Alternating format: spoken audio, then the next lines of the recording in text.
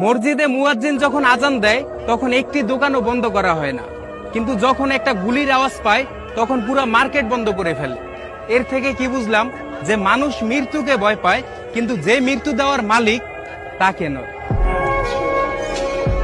ইনি আসলে একজন ভালো কন্টেন্ট ক্রিয়েটার।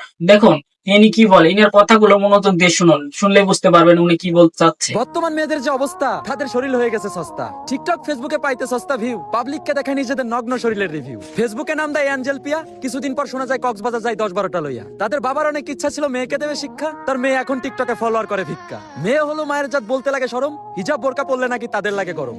মেয়ে হয়ে সমান অধিকার কি করে পাও, সেরা প্যান্ট পরে আবার স্মার্ট হতে চাও। মামনি হয়েছে আপডেট, লিটনের ফ্ল্যাটে করে ডেট। হাইরে কি দিনকাল, মামনি নাকি ভাইরাল। মামনির বাবা করে তাবলিগ, মামনির লিঙ্ক চাই পাবলিক। সবাই করে উপহাস, মামনি নাই গলায় ফাঁস। মামনিদের বলতে চাই স্মার্ট হয়ে লাভ নাই, ভালোই যদি হতে চাও আল্লাহর কাছে ক্ষমা।